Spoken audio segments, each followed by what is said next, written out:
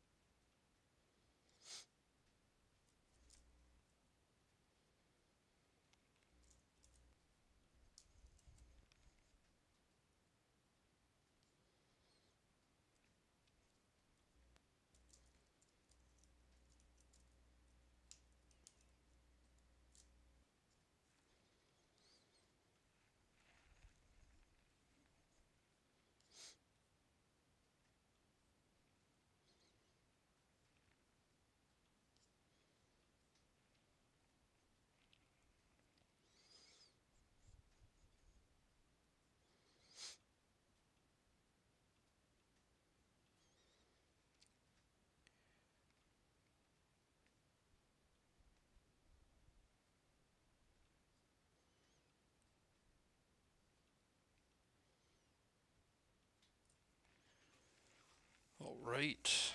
Um, Hello, two people watching. Um, cool. Welcome to the stream. Um, yeah, I'm just gonna wait it out a few minutes because I know there's a few people from my work that want to jump in, so I'm gonna give them an opportunity too before I get too far along, and a few people from the Hyperapp Slack as well.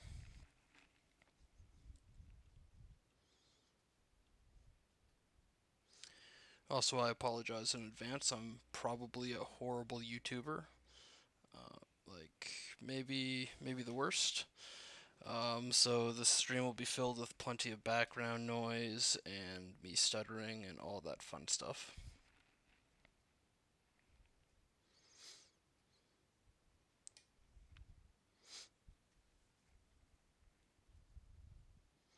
Also, can anyone confirm if my audio is good, too loud, too quiet? Any of that general stuff that maybe people should be asking when they're doing streams? Yeah? No? Yeah?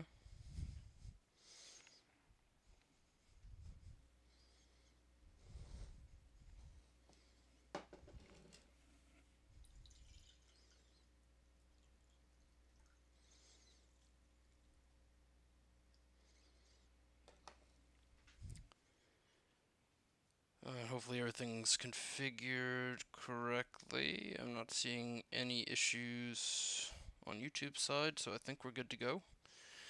Okay, so I'm just gonna start, and as people jump in, cool. And if people don't, that's also cool. I'm not gonna judge.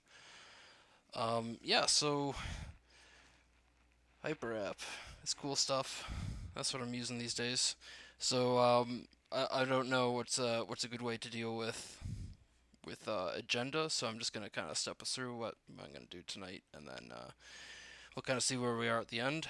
Um, so for those who don't know me, I'm Alex. I also go by Mr. Osberry on GitHub and on the Hyperapp Slack channel, or channels, I should say. Um, I'm a professional software developer. have lots of experience. Work at a cool company called Vehicle, and specifically, I was exposed to Elm at my last job, which is kind of my segue into point number two. I really like Elm, but I also like JavaScript, and Hyperapp is a nice in between. So, yeah, that's where I'm at.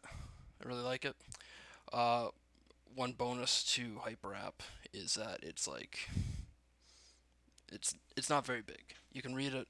It's not that bad of a read. There's some parts that are obviously a little tougher, but you know, life. Um, but it's really cool. The author's a cool guy. Um, yeah. So what I'm gonna do tonight is we're just gonna do some pairing on some code. So for anyone that's interested, use a live chat on YouTube or jump on the Hyperapp Slack general channel. I think we can hijack that for now until we're told to go to a different channel.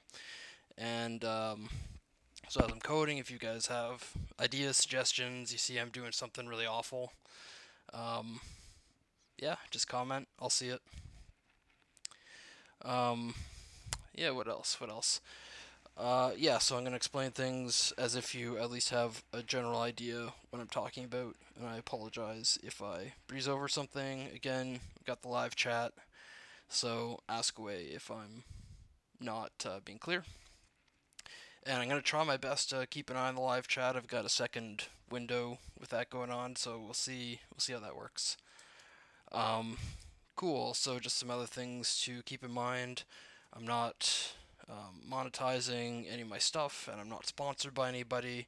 It's not my intention to do that. This is literally just because I like, I like programming, I like teaching, and yeah, hopefully I like you guys too, because yeah, uh, yeah, and I'm wrong on stuff, and that's cool.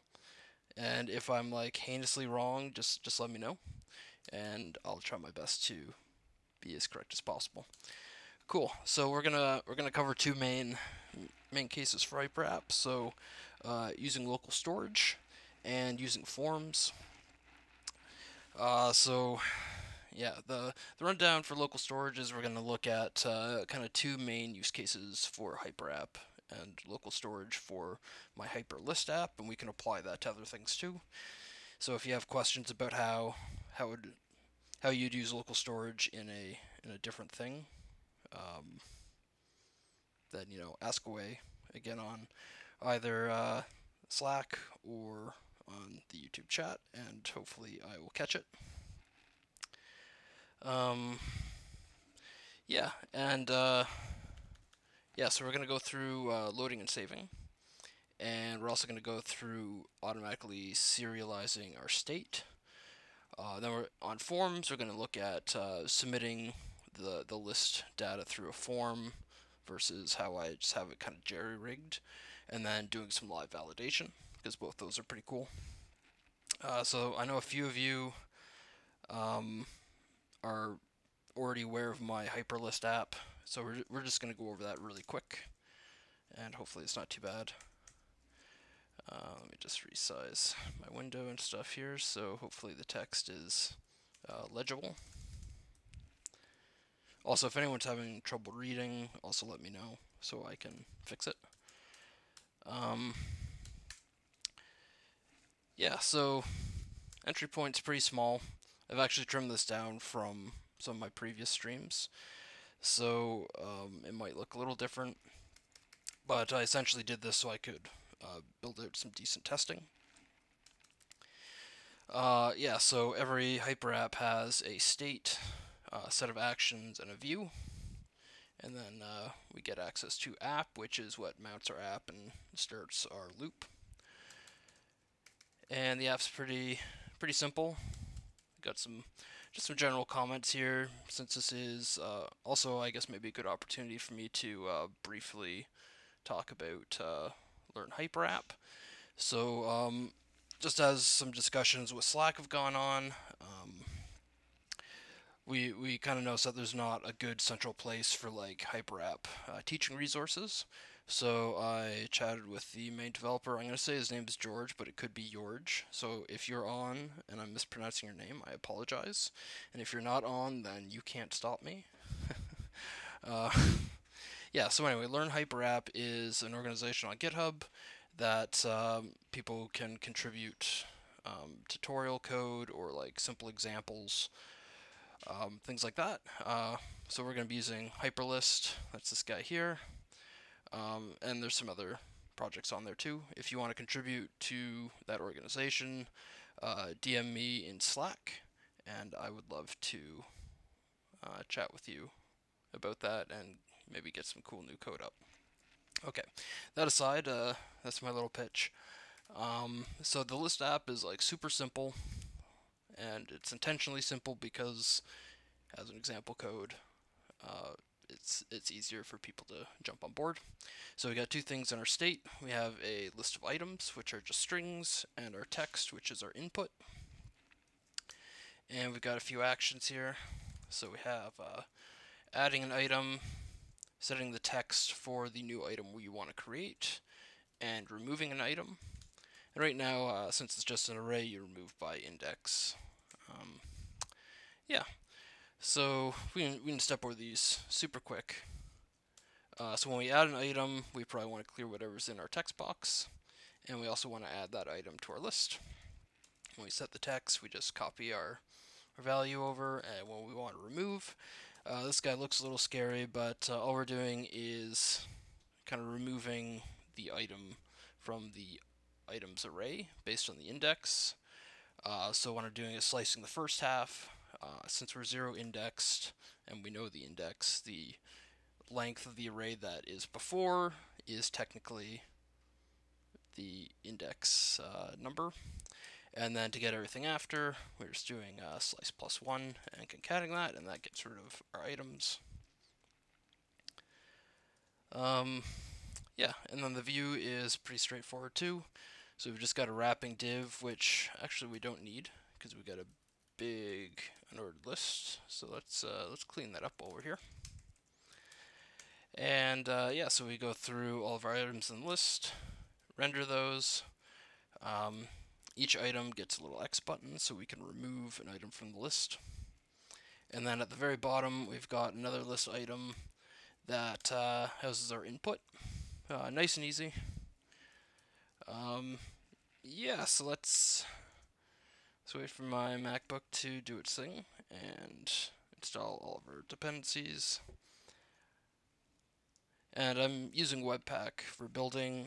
I know a few people in the community are using Parcel, and both are great options. I'm just more familiar with Webpack, so if that answers any pre-asked questions, that's cool. And pardon my my coffee slurping, because you know that's how I live stream stuff.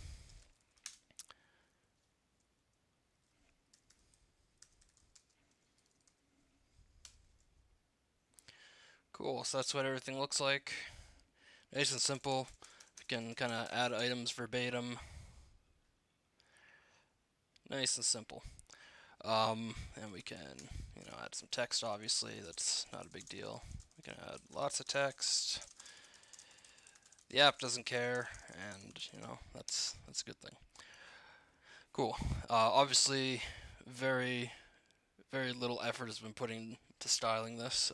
This is more about teaching about the functional stuff rather than the making pretty stuff. Although I have a few very smart design friends that maybe I'll bring onto a live stream at some point. And yeah, they could maybe make things pretty, and that's a whole other thing. Alright, so we've got this view, and we want to add some local storage things to it. So what do we got to do for that? So first thing I'm going to do is I'm going to take our repo. Maybe I'll push up this change really quick too. So what we do here, we got rid of the wrapping div.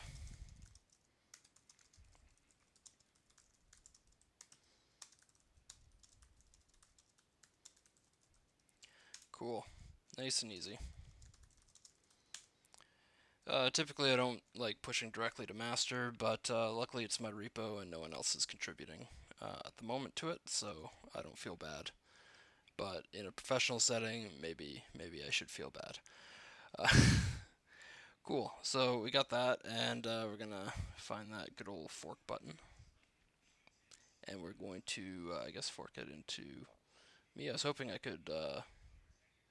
Oh, I see. I probably don't want to fork actually. That's okay. It's too late. It's too late. We've gone too far. Um, that's okay. Hyperlist local storage. That's what we're doing. No one can stop me. Let's rename it. Yay! All right, so let's clone this guy down. So I'm just gonna open up a new tab, go into code projects.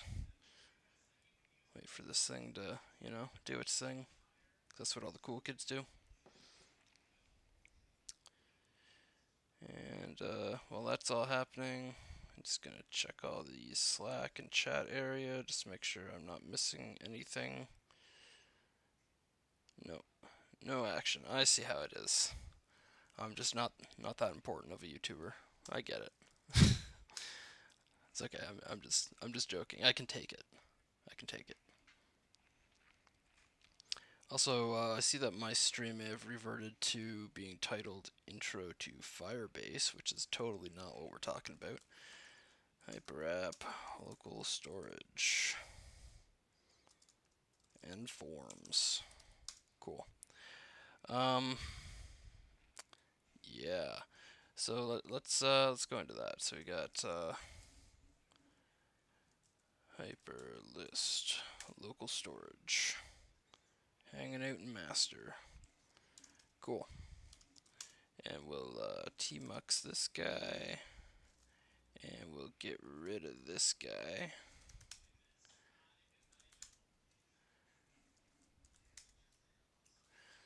Cool. And we'll bump this up a little bit too.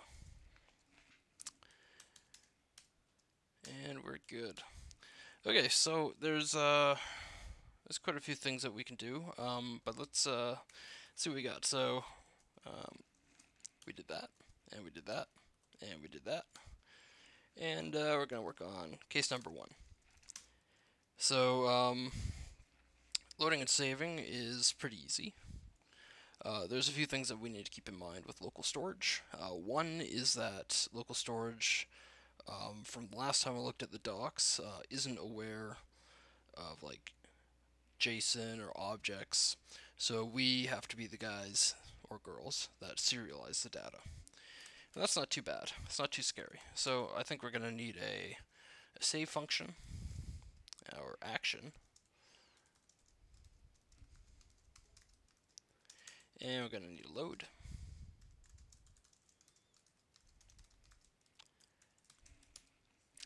And so I'm going to assume that everyone is generally familiar with actions in Hyperapp, but essentially we can pass in an arg, we can get state, and we can also get a kind of rebound set of actions that trigger updates in the app.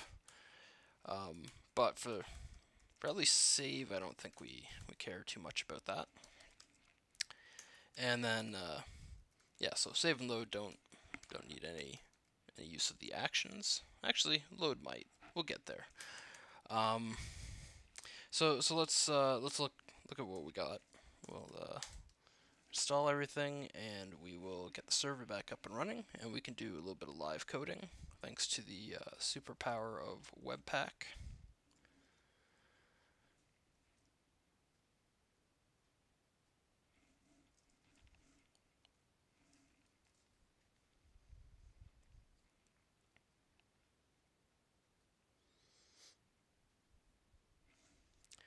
Cool, and let us get that going.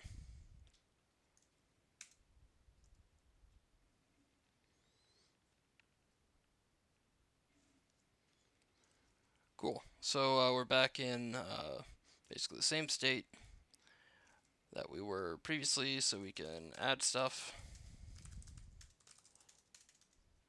Everything looks good. However, we can't load or save. So, I think we're gonna go back to, you know what, maybe we can jam some stuff in here. Although I don't really like repurposing that too much, so we're going back. We're going back to the div. But we don't need this in the main branch, and that's okay. Alright, so I think what we want to do here is have a button, and this button is going to be our save. And we're going to have another button that does our load. Also, sometimes my finger muscle memory just kind of takes over, and I'll occasionally type something so incredibly wrong from what I want. So just bear with me. It's all in good fun. It's all good. Yeah. So let's see. Sorry, just check in on chat and stuff again. Everyone's pretty boring. Every live stream I'm on, it's like people are chatting all the time. This one, people are like, "No, let's just listen to this guy." Like, I get it. I get it. All right. So let's wire these guys up. So I think we're gonna have an on click on both these, and the on click is gonna roughly look like this. So we're gonna get an event, and we're gonna prevent the default. So I always do this with buttons. It is not a necessary thing, but if a button is inside a form element, then it'll automatically do a submit unless you set up things not to. I think it might not if you do like type button on here, but I think this is a better option because I just know it works, and I don't like relying on an attribute and guessing. But you know, some people do. That's okay. Yeah. So in our view, we get our actions up top here. So we're gonna do actions dot save. And this guy's gonna get something pretty similar too. And also, before this bothers me too much, I'm just gonna do a little bit of formatting here. And, you know, I don't know if I'm saving myself too much, but we're just gonna copy paste because sometimes life is easier when you do shortcuts. I think that's how I got my job. Rough crowd, rough crowd. Okay. Cool. So now we got two buttons, and each are wired up with on click and on load. So let's just make sure these are doing what we want.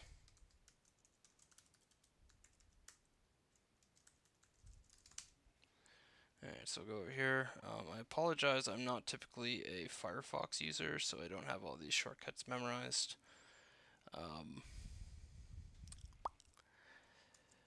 Alright, so refresh. Oh, it looks like something horrendous has happened.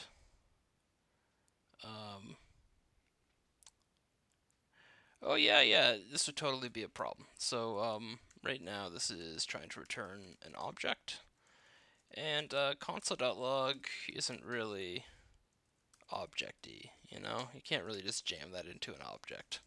That's okay. So let's refresh that. Cool, this looks more sane. I don't know what the disconnected was, but let's assume that nothing bad is happening. So click save. Hey, our save's working. Load's working. Pretty cool, right? It's basically done. I think we can ship it. But yeah, so obviously we got to wire in some local storage stuff. So let's take a peek at that. So sorry, I got this on my other browser, so you're just gonna have to assume that I'm looking at documentation, which would technically be your job because you know you guys are my pair buddies. But unfortunately, since no one wants to talk to me, I got to do it on my own. Okay, so we got local storage, and local storage has some functions on it. Some real cool functions, hopefully. Cool. So we have a set item and get item. So let's say that we've got local storage. So that's our object from window, and we're gonna get a set item, and this is just going to be our list. And let's make sure I'm going to call this right before I look like I don't know what I'm doing. Is we get a key name, which is there, and our value, which we don't know what it's going to be yet. And on top of that, so it returns a void. We get nothing back. And we have a get item, which returns value. Cool. So we're going to do that and do stored is going to be get item. Okay, so I already see something that's potentially, going to be a bug for us later, and only because human beings are flawed, and sometimes we've got to deal with that. So we're just going to say our storage. I can type. I know I can. So we got a storage key, and we're going to call it list. And the reason we're going to do that is now I'm going to use storage key here. If I mistype this, it's going to actually throw like a runtime error, whereas if I just mistype them as strings, then I don't know, and that's not usually a good thing.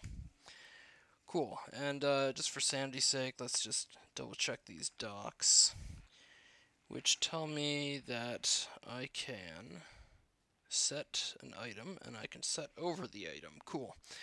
Yeah, I wasn't sure if we try to do a set item twice on the exact same thing, if it was going to be like, hey man, there's already data. But it won't, so that's cool. So we got to serialize this. And so there's some things that we can take into consideration. Do we only care about saving items? Do we want to save what we have in the text? I'm going to say we probably don't care about what's in text, and we only care about what's in item. So let's look at this. So we already have state from our function above, and we got items. So what if we just do json.stringify? And we can also do to save. So we're just going to kind of debug this out just to make sure that we're not doing anything too crazy. Actually, no. We can do better than this. We know. Okay, so let's do this. So we're gonna refresh, and so I'm just gonna just save here, and down yonder we can do local storage dot get item, and we know our item is list. Cool, we got an empty array because we don't have anything. So let's try hello world and save. And down here we're just gonna run that. Cool, so our save is working. That's real neat. That wasn't a lot of effort either, so yay. Yeah, and let's see how load is gonna work for us. So we're gonna just do stored here, and we're gonna say load, and we can see it wants to load up hello world as expected. However, this is a string, so we're gonna have to do a JSON parse and do load there again. Hey, this time it's not just a string, it's actually an array, and we got our one item. Cool. So how do we get this back into our state? Well, we can see above, anytime we return something from an action, we update our state. When we're saving, we don't actually care that much. All we care about is that the data gets dumped. This will throw an exception and break the app if it doesn't work. So that kind of sucks, but I think we're okay. But here, what if we did a return, and we got our items that we want to update, and we want to use this data. So we're just going to pretty this up a little bit, JSON.parse it.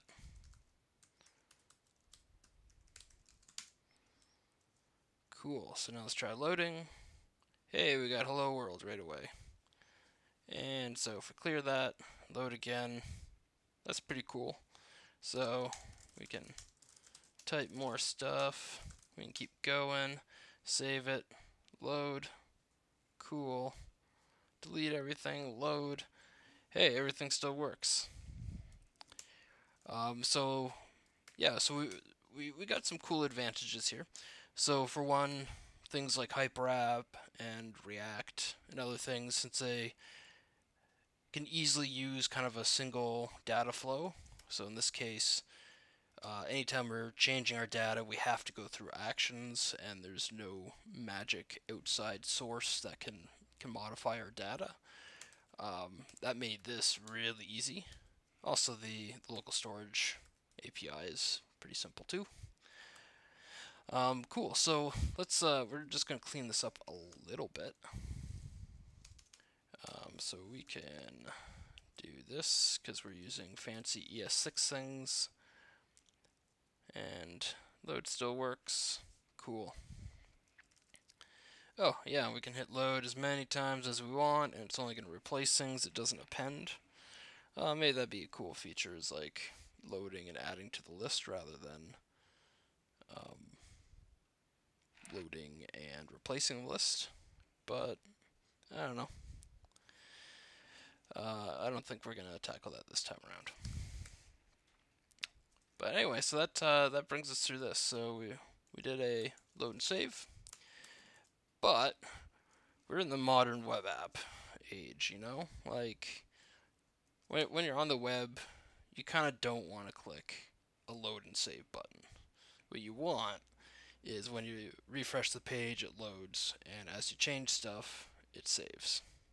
Right? Like that's kind of, I think, how the web mostly works. And these guys aren't going to do it. It's, yeah, that's not happening. So, let's see, how do we want to refactor this? So we can keep our storage key. I think that's okay. We don't need these buttons, which means we don't need a wrapping div anymore. So we're back to square one. Actually, I guess before I do that, let's actually bring all this back, and we're going to do a good old commit. That way we can always revert back if we want. It's cool. So what we do here, so we added load and save, we wrapped it in a div, and we added some buttons. And these all look pretty related to me, so I think we can maybe get away with globbing it all together. So let's do that.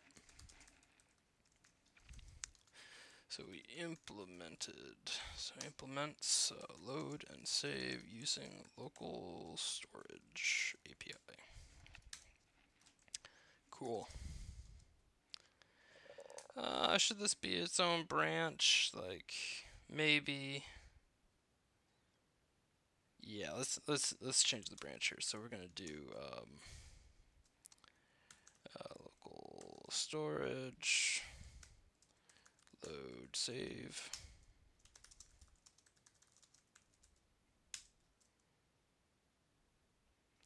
Cool. And we're gonna go back to master, and we still want to be able to branch off this, so that's all right. Okay, so we got load and save, but we don't really want to use them this way anymore. So let's remove those. And we definitely don't want these buttons, so yeah, we're going back to the removing our wrapping div, because, you know, everyone loves just adding extra DOM elements. Yeah. So let's see, what's the best way to do this? So we can hook on to certain events that we know are going to modify the list, such as add item and remove item. And we definitely don't want to have two completely separate functions that do the same thing. So we don't want to manually be saving the state here. So this is what I think we're going to do. going to make a new function, and this is going to be called save to storage. That sounds like a pretty decent name to me. And we're going to take in our state update, which we don't need brackets for because that's all we're taking in. And we're going to do some logic and then just pass our state update through. And we know in state update we have access to items, or at least we should. So let's you know what, we'll do some defensive coding, even though I think that's overkill for this. But if we don't have state update.items, then we can just return state update, and no harm, no foul. But if we do have items, actually, maybe let's refactor this a little before I get too far and have some crazy code. Really, what we care about is when we do have items, and in both cases, we want to return. Some might think that I refactor too early. That might be true. Don't judge me. Cool. So we know when we save the items and we have items to save, we probably want to do a local storage dot set item, and we're going to use our storage key, and we're going to use JSON stringify state update dot items. Cool. So when we have items, toss them in local storage. This might be a bit of a performance hit. I'm not sure yet. We're going to see, and there might be some ways that we can mitigate that a little bit using some handy tricks. We'll get there. Yeah, so I set up this function so we can just wrap around these returns. So what if we did save to storage here? And that'll just work because it is a function, so the brackets are going to work for us, and the squigglies are going to let us consume state and also pass it through, just being nice passive observers for the most part. So that's going to work. We don't care when we set text because we don't have items in here, but just for fun we're going to do it. Was that save to storage? Yeah, we'll see. This might actually do a bit of a performance hit since we're doing extra call, which is pretty easy for us to remove that function. And we're going to do save to storage here as well. I can type. I swear I've been doing this for years. Cool.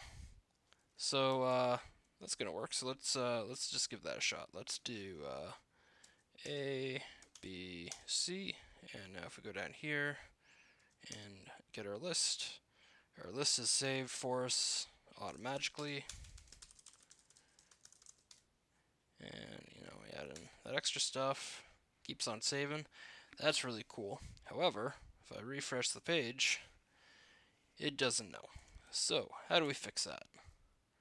Well, we know that when we do get item, it will instantly return, and we have an initial state. So it looks to me like we probably want to do something like this.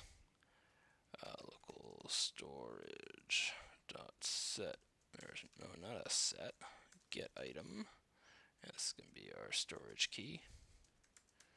Cool. So I know we're going to run into a problem, and that's okay. We're gonna fix it.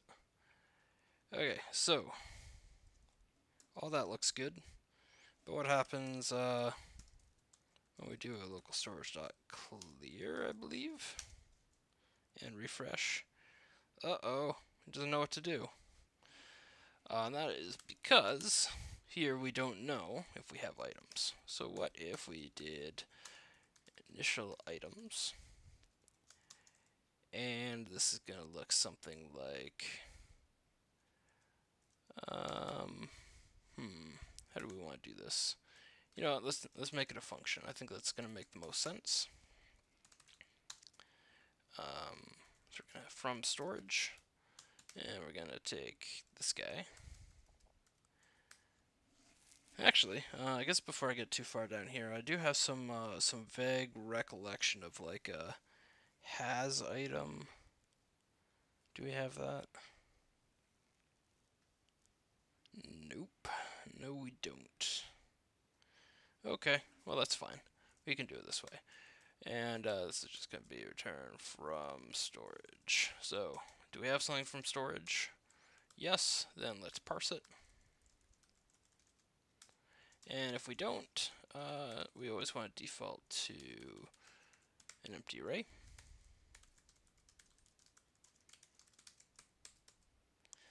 Cool. Now let's refresh that. We don't have any exception anymore, so that's looking good. And we're gonna add some horribly mangled data. Just really horrible. It's the worst data. Refresh. Cool. We have our data. It's instantaneous. It works. It's a very web, like I don't know what number we're on, like web 5.0 or something, web 6.0. I don't know. It's real cool. That's what it is. Am I right? Still no feedback from anyone. Do I have like chat disabled by accident and no one can tell me? Automatically block spam. Is that? Are we blocking people? Do people not care? It's okay if no one wants to talk. I just want to make sure that you can talk if you want to. I can like be your friend, man.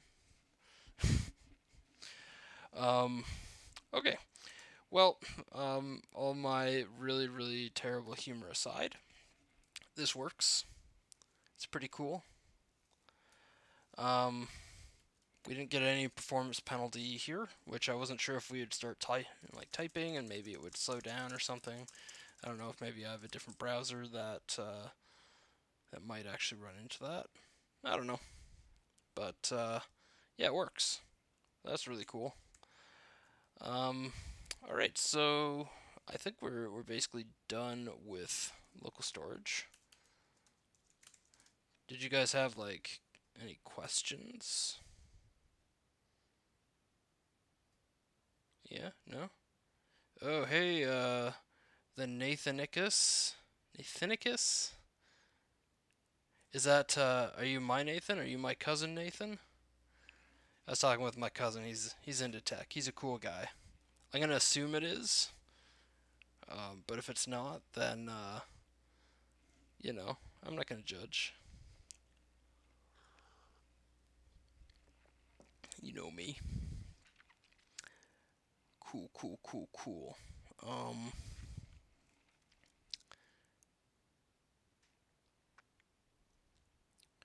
oh yeah.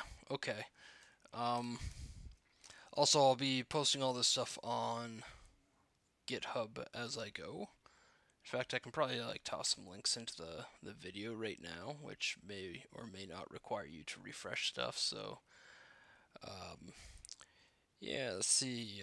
The original code is going to be something. Then we've got the local storage code, which is where we are. And I'm just going to kind of mangle this URL, and hopefully it's going to be correct. It's going to be learn Hyperapp. Yeah, it's going to be hyperlist. Yeah. It's all good, man. Yeah, let's jump on to Hyperapp forms. So, yeah, we're gonna go back to the original code. We're gonna fork again, which I'm still not convinced is the right thing to do. But you know, it's the internet, man. Sometimes you just gotta make a decision. And we're going to add in some HTML5 support. So I'm not actually sure like if this is like HTML5 versus just like plain old HTML that people have been using for years. But you know, we're going to do some neat stuff with forms. So particularly we're going to update how we're submitting data, which is currently by pressing enter on our input field. And right now we're actually listening for key presses, which kind of sucks since between internationalization and maybe some like accessibility things, it's very possible that a human being is unable to press enter and they're doing something else to submit it. So we're going to actually submit through the form, which should take into account some other cool stuff. And we're also going to do some live validation because, you know, sometimes you want to validate. Yeah, so let's see. Oh yeah, you guys don't want to see any of my file system. Let's get out of this guy here. So we're gonna exit that and exit that. Exit that. Exit light. I don't know if I'm allowed to like start jamming to random rock songs, so I don't know. We're gonna find out. Maybe YouTube is gonna like hunt me down like the dog I am. Cool. So we're back at our learn Hyperapp hyperlist, which is like what all the cool kids learn Hyperapp from what I'm told. I'm gonna refresh that. It's probably gonna be like, hey man, you got a fork, and we're gonna do it again. Can I do it? Oh no, I can't fork more than once. Okay, so this I wasn't like quite expecting this, but that's okay. We can use a little bit of science and technology and just reclone. We can do it. We can do it. Okay, so we're gonna do a git clone, and this time we're gonna go to hyper list forms. Yeah.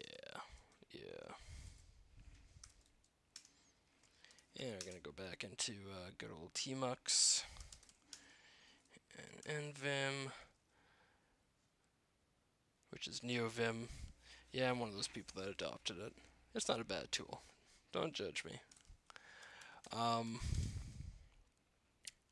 Yeah. Oh, I guess with those other apps, I probably should have like ran my tests to make sure that I didn't break anything horrendous. Like, I don't know. I don't think I did. But, you know, I could have. I don't know. We'll find out. We'll find out. Maybe we'll run some tests this time around. So, we gotta make some changes because, you know, that's how we do new things. So what we're gonna do? So we're gonna go back. Oh yeah, we're like totally done that. And hey, we're back. We recloned it. So we're gonna go with submitting through a form. So everyone knows good old HTML forms. They're long-lasting and kid-tested, mother-approved, or something. I don't know. I'm sorry, my jokes are like they're all about the groans. That's just kind of how it is. Yeah, so we got a form, and forms have this handy little function on submit, and we're gonna have to do something with that. And yeah, so maybe like set text is kind of what we want to do when we submit. Oh, we probably need to do some other things because like yeah, setting good attributes and stuff on HTML is like good for like everybody and for browsers. We all remember all the nightmares we had to do when someone had bad HTML markup, and then like you run on one browser, it works fine, and then like you run on IE because we all know it's IE that we're talking about, and it just like it doesn't know what to do. So anyway, you use good attributes, your life will be better. So yeah, so we've got like an action and method. Action is we don't want to go anywhere, and method is get. I don't know if you have to use all caps still. Like, we do live in a modern society with cool futuristic technology, and sometimes it knows to use uppercase versus lowercase. We'll find out. Cool, and on submit is a function. So we're gonna have to do that good old actions dot set text. And this time I'm going to leave it blank. So up here our set text actually takes a text value and then gets our state injected from Hyperapp. But can we do it this way? Yeah. Oh, wait. I'm totally doing this wrong. Yep, we're wrong. Okay, so set text is fine. We want to do add item. That is the thing. Okay, so now I feel less crazy But add item also takes an item, and we don't need to anymore because all this time we've been storing it in text in our state. So now what if we just did that? So this is clearing it for our next state, but our current state still has it. So we don't have to worry about some sort of weird race condition or anything like that. And yeah, so maybe this is gonna like mostly work, but it might mostly work because we still have this key down. So we're basically saying if we hit enter, then maybe don't do whatever enter is gonna do, and then add our item.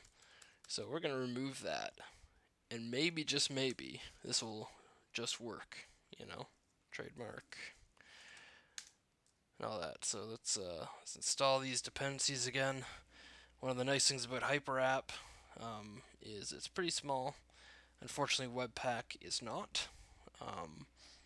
So maybe at some point I'll switch to Parcel. We'll see if that actually has a smaller install time. I'm not going to do that live though because I don't use Parcel every day, so I might just look like a big old silly willy, and who needs that? Alright, so unable to connect because Webpack's still booting up. Cool. So this has no concept of our old local storage stuff, which is kind of what we want right now. We don't really want to test that. We want to test that, yeah, that the forms are doing the right thing.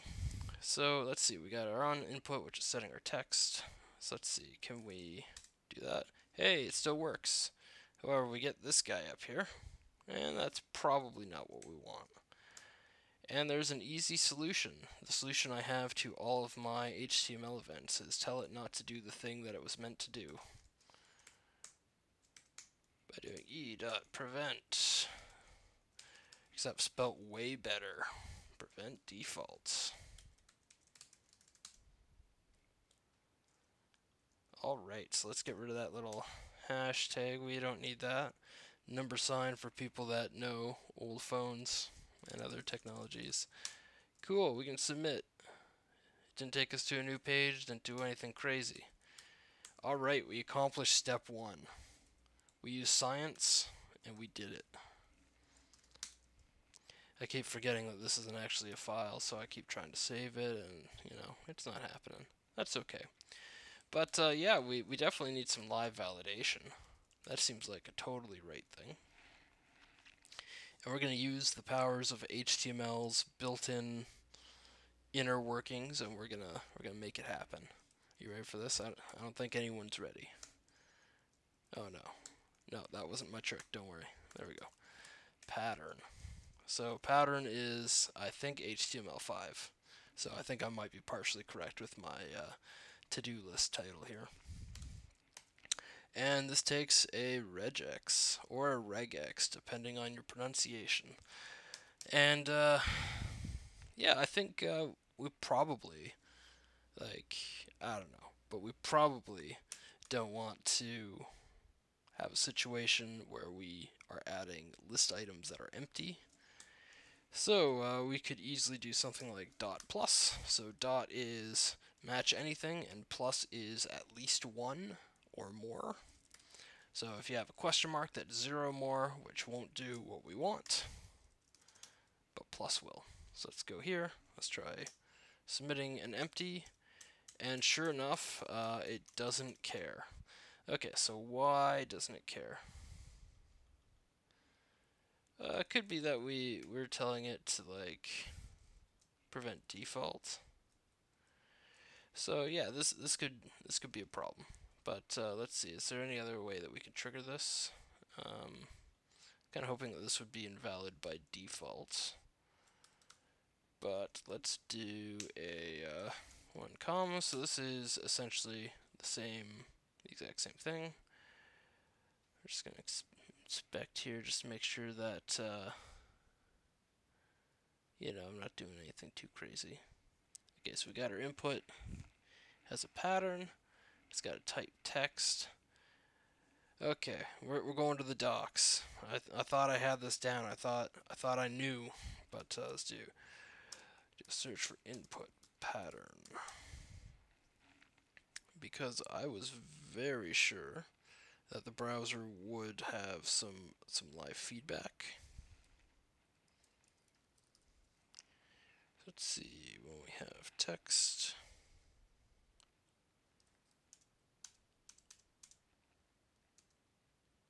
that's supported.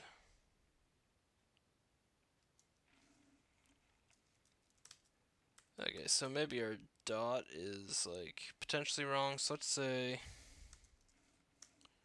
A to Z, A to Z, 0 to 9, and I don't know, some white space, and we'll go back to our plus sign.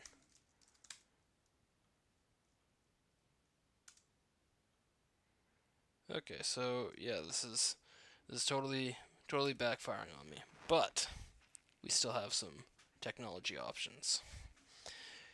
So on our submit, maybe, just maybe, we can do something like e dot target.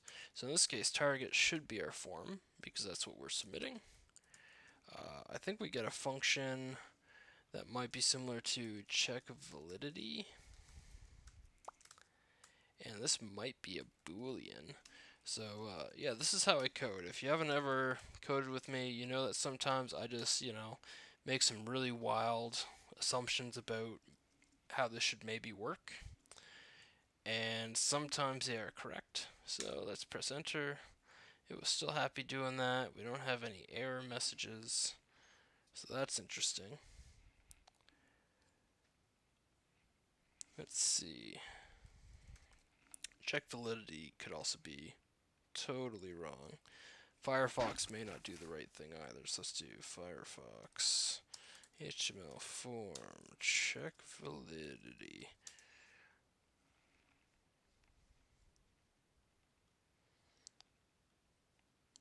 Alright, so checking that out, it looks like that should be supported. So my next best guess is we've got this prevent default. So let's get rid of that. Let's see what happens. No, it's still still perfectly happy doing the wrong thing. And this pattern should definitely be respected because our input is inside the form. So why is that a problem? Or better stated, why isn't it a problem? So we've got our pattern, which is a regular expression. It's also possible that Hyperapp is doing something strange here because I've done a similar pattern in React and had pretty decent success. But okay, so there's other battle plans we can do here, and life will be good. So we have our pattern, and what if our pattern was interstate? Well, does it have to be in the state? No, this can be a constant because it's never going to change. There's no good reason for it. So let's do our input pattern, which is going to be dot plus. So as long as we have something, we're valid. And we're going to toss it down here.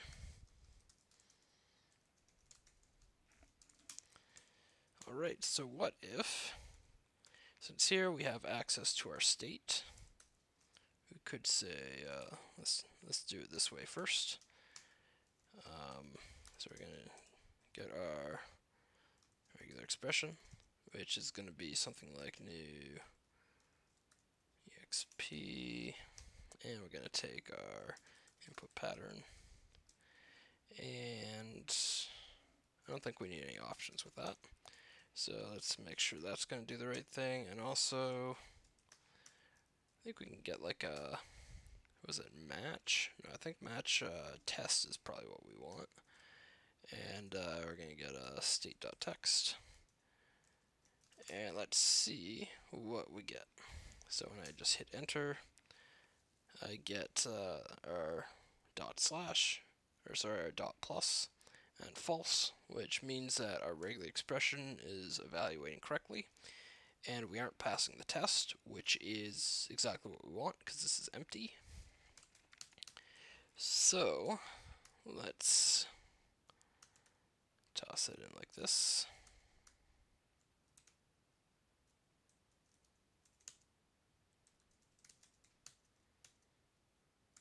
Cool, so now if we pass the test, add the item, and we always want to prevent default because we don't want to go to a random hash. Alright, so now I press enter, nothing's happening, add some stuff. Cool, so this is doing mostly what we want. And I pressing enter here, nothing's happening. Cool. So I'm just going to do another quick doc dive here. So we're going to look into form element. And I'm just going to confirm that we can actually do what I want to do here in a more HTML-y sort of way. So there is a report validity. Let's see what that gives us. Actually, it's also possible e.target is not what I think, so let's check that. And let's add some semicolons as well because I'm trying to, do that habit thing. Cool, so e.target is totally doing the right thing. So let's do e.target dot report validity. And also add a semicolon or an L, one or the other. And go back to our input and hit enter. So it's not reporting anything as being a problem. So that's interesting. What does report validity do? It returns true if the element's child control satisfies. Okay, so all that seems fine. IE doesn't support it, but I don't know that I actually care too much about that.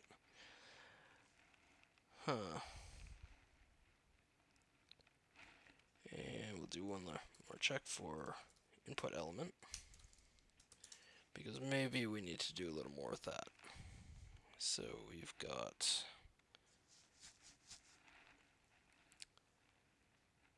we have a handy little validation message, and will validate. Okay, so validation message, is that like an attribute? It doesn't seem like it. That should be, maybe perfectly okay. Well, we do have an on input here. So what if we did something like console.log, and and I don't need to jam that all in one line because we got the time. We can make this readable.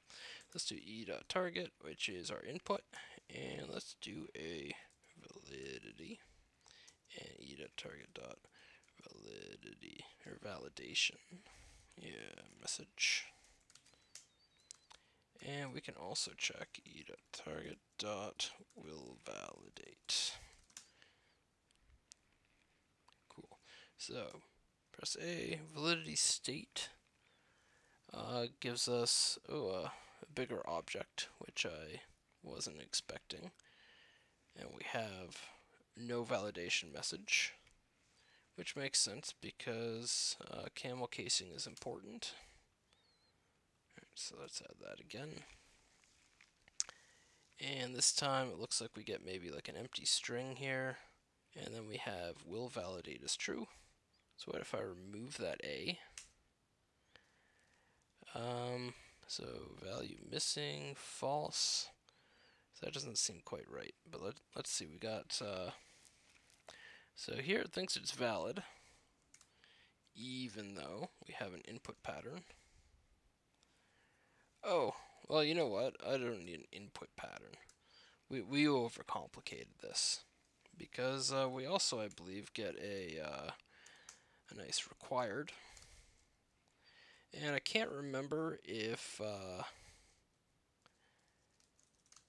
Hyperapp is going to send that. So if I just do required, if it kind of does like a Boolean sort of thing and magically sets required properly for us, or if I have to do this, or if I have to do this.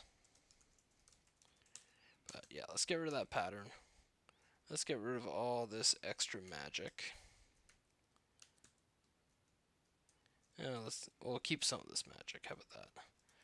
So report validity is like the new fancy thing, which is going to return true or false.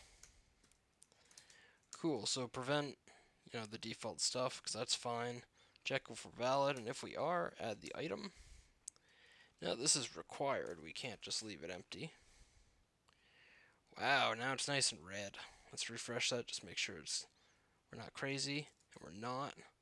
Cool. This totally looks like it's doing the right thing now, and I didn't have to do any magic. That's actually the best way to code. Every time you have to do something clever, no matter what project you're on, no matter how smart you think you are, if you're doing something clever, you're probably gonna give yourself a headache in like a short amount of time. It's gonna happen. Always keep things simple. And that's what we did here with required. And let's see. So there's probably some other ways that we can deal with that. So let's say we want to bring the pattern, but we only allow A to Z, A to Z. So no spaces, no numbers. So let's see. If we add in only letters. Oh yes, well I guess I need to say, actually we'll use plus. So we could use question here because the required will technically happen before we check the pattern. But this is good.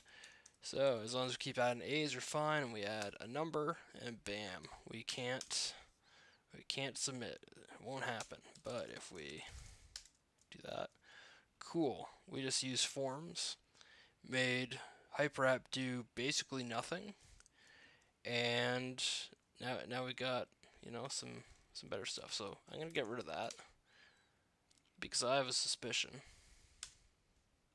Yeah, that we don't need it. Cool. Now, this sucks, right? We got like a pattern up here, so let's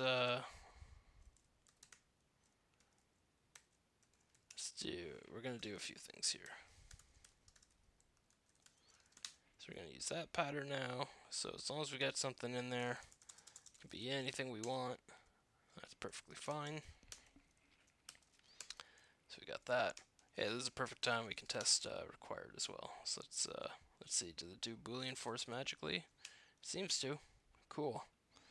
Good job, George, or George. Again, I apologize later because I know I'm probably mispronouncing your name one way or another, and that probably makes me a bad person. Maybe. I don't know. But yeah, so we got that, and so maybe we need to tell the user what the pattern should be because we're nice human beings, and that's just how things should be. So this is actually a shout out to my friend Steve, who is really into accessibility. Super smart guy, super nice guy, and he would be very proud of me right now. So one of the key things to accessibility, which I am nowhere near as good of a person to talk about it as Steve is, but if you just use good markup, for the most part, accessibility tools will just do the right thing for people who are like visually or in some way impaired in how they deal with the internet. So yeah, we're gonna use some good stuff here. So I'm gonna set an ID, and we know this ID is never gonna be on the page more than once, so we don't need to take that into account. So let's just call this our text input. IDs have nothing to do with keys, so we're okay there. And this is going to be, maybe add an item. Seems like the right thing. And we're going to add a break in there. Now, you know, we could style these labels. I don't really want to do styling tonight. That's not my thing again. I know lots of people that are much smarter at it than me and could write some like really nice looking styles. That ain't me, baby. Yeah, so we got some stuff here, and maybe we want to not only tell the user what our pattern is going to be, and hopefully they understand what regex is, because I'm not gonna, you know, get into some sort of library that's like humanize that. There's some cool tools that do that though. But yeah, so let's do small.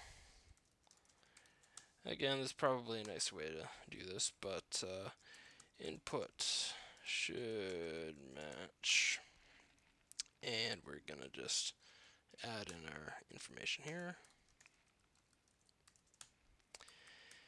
and make that look like regex, so at least us programmers are gonna generally understand what's going on there.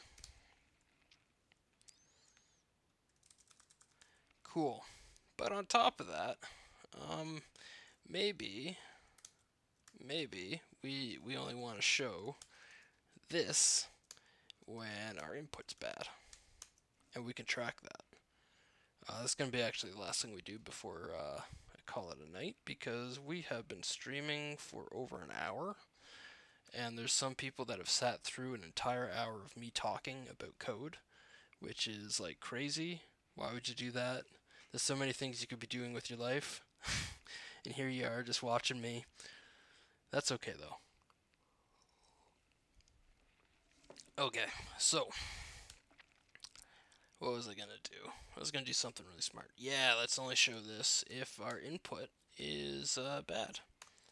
So I think we probably want something like text validation message. We can use that because we can know if it's empty, and we can know when it's not. So let's do some refactoring. So we know we get a validation message from input. So when I look at the input and I actually have a reference to it, I have a bunch of cool values hanging off of it, including a validity boolean, or sorry, validity object, which has a set of booleans in it. I don't know that we care about that. We have a validation message. This sounds pretty good. And a will validate, which is whether or not we're actually checking the constraints. So I think we can get away with just validation message. It looks like it only gets set when there's a problem. So that sounds exactly like what we're going to use. And we also know that we only care about that when we're actually updating that input.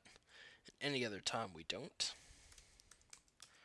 So let's see what this looks like. So we're going to have text validation message right here. But we don't have access to that, so we only have the value coming through. But what if we had the input? And we could do input.value and input.validation message. So that would be nice. And I think we can do that. So we get e.target. So we're doing a dot value here. But since we just want to pass the input now, we can remove that, pass it on through. Good things should happen. Cool. So we got our validation message being saved, hopefully. And one more thing, when we add an item and we clear the text, we probably want to clear that validation message as well.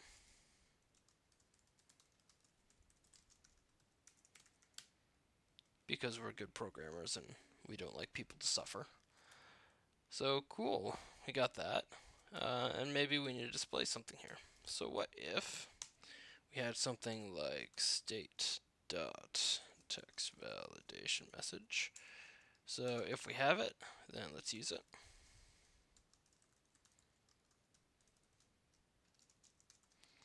So this might actually do the wrong thing. We're gonna find out real soon. Also, my code is probably not gonna work because we need to wrap this in a string.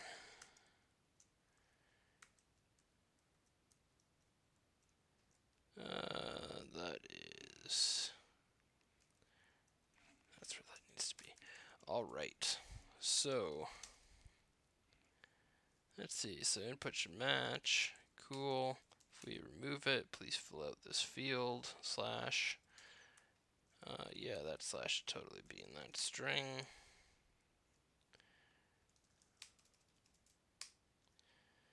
Okay, so that mostly works. However, when we start off, we don't get that, and we can also fix that. That's pretty cool.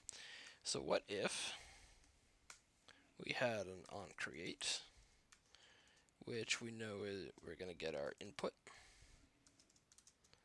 and maybe, just maybe, we could do set text input. So the cool thing about this is, so this only gets run when the input's created, because that's a Hyperapp thing. So everything else here is all good old HTML. And this is a Hyperapp lifecycle method, which maybe on another stream I can actually go through those a little more thoroughly. But so when we get our create, we also get a reference to the actual DOM element that we've created. And what if we just set the text to whatever that is? So in this case, we know that it's always going to be created with an empty string, because that's what our initial state is right here. So this resets our value, so that kind of does the right thing for us automatically, and it's automatically going to do our text validation. So now we've done that, let's refresh. Cool, please fill out this field. So that seems to do the right thing. Now notice that it did flicker there. Might be hard to see on the live stream, but it initially has our message, and it doesn't actually have the opportunity to know. That's not necessarily a good thing, but I don't know if that's something that I want to cover in this stream. That might get actually a little more granular in terms of having loading states and waiting to make sure that this has been called before we render anything here. Okay, well, yeah, let's leave that here.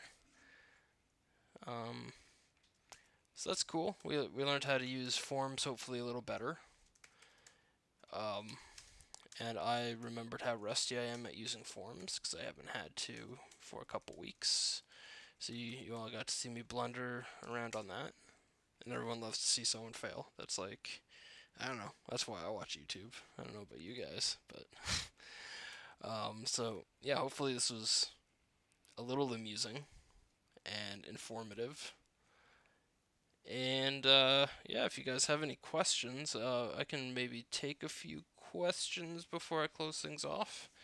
There's actually only 2 people on the stream right now, so I don't know if that warrants too much.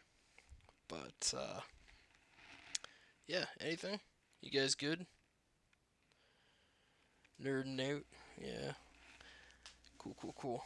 And I guess while I'm waiting for any questions, if any, let's commit this. So we got our that, and yeah, we did lots of changes here. Let's do a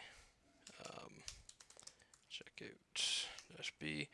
I have lots of shortcuts on my terminal, which I realize I probably shouldn't be using, so people know what I'm doing. So get checkout B, and this is going to be, I don't know, use forms good. Yep, that's how we're doing it. So git commit am, and we implements forms, so we have less logic and better lists. That sounds like the right thing.